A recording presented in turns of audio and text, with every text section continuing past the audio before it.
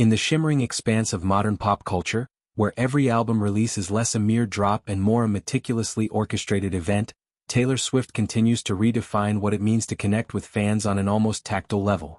Her upcoming project, The Life of a Showgirl, set to illuminate the world on October 3rd, promises not just an auditory feast but a sensory immersion into the opulent, feather-plumed existence of a performer who commands the stage like a queen in exile.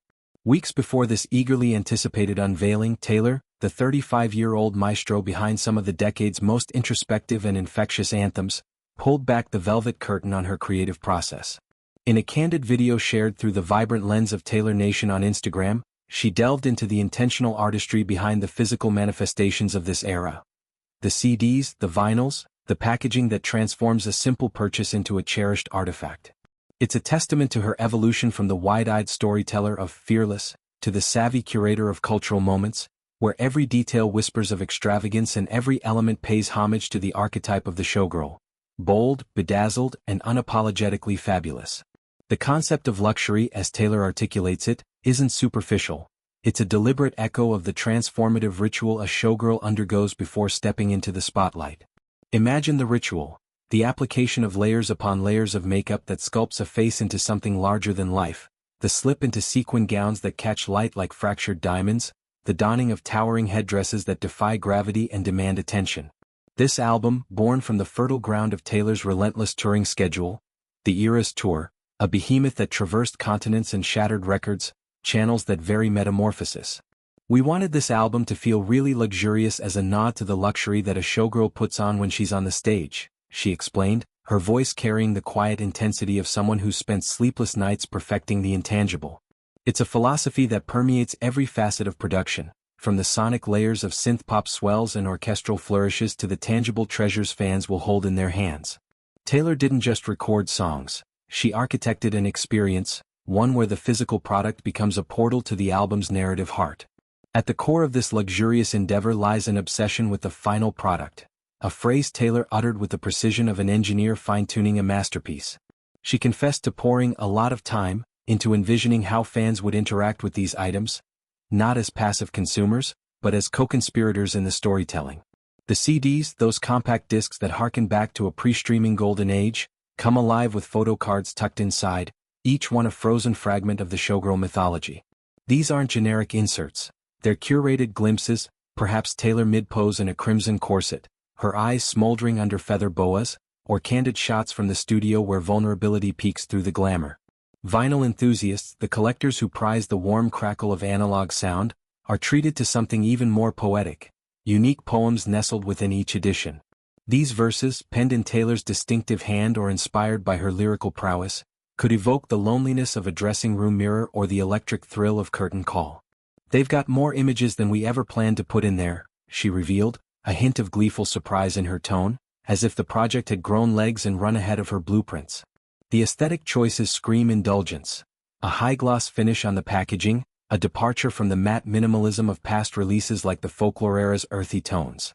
This glossy sheen isn't mere vanity, it's a tactile nod to the lacquered perfection of a showgirl's facade, where every surface gleams under stage lights. Taylor's pride in these elements is palpable. "I think it looks so cool," a rare moment of unfiltered enthusiasm from an artist who's navigated the treacherous waters of public adoration and critique. This isn't hubris, it's the satisfaction of a craftsman seeing her vision manifest.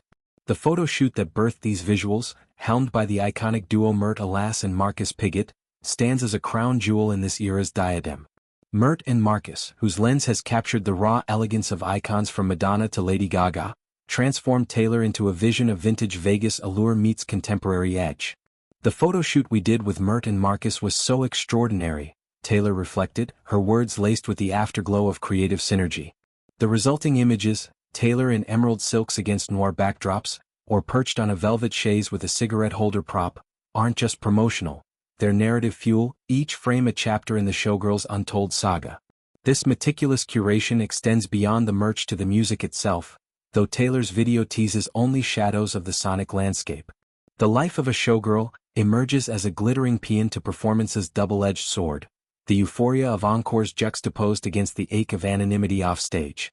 Drawing from her own odyssey, from Nashville's honky-tonks to sold-out stadiums, The album likely weaves threads of self-mythologizing, much like Reputation reclaimed her narrative from tabloid talents. Tracks previewed in snippets suggest a palette of lush strings, pulsating bass lines, and Taylor's voice soaring like a canary in a gilded cage. The lead single, The Fate of Ophelia, hints at Shakespearean tragedy reimagined through disco prisms, a tale of a doomed ingenue whose fall is as mesmerizing as her rise. Collaborators rumored to include showbiz veterans like Ariana Grande or theatrical composers add layers of intrigue, promising duets that blur the line between Broadway belter and pop provocateur. Yet, the true extravagance lies in the communal rituals Taylor fosters. The packaging isn't hoarded, it's shared, dissected in fan forums where Swifties trade theories on poem interpretations or photo card rarities. This era's luxury democratizes the divine, turning everyday fans into archivists of an ephemeral world. Taylor's admission, it took a lot of time to put together, a lot of concentration, a lot of organization, humanizes the machine behind the magic. In an industry racing toward disposability, where albums evaporate into algorithms, her commitment to permanence feels revolutionary. It's a love letter to the physicality of art, reminding us that a vinyl's heft or a photo card's sheen can anchor memories amid digital deluge. Amplifying this spectacle is the album's launch extravaganza, the official release party of A Showgirl, a filmic event gracing theaters over the October 3rd weekend.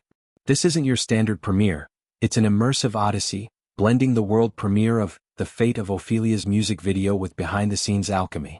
Fans will witness the video's genesis, cut by cut, from storyboard sketches to final edits, unraveling inspirations drawn from cabaret lore and personal reinventions.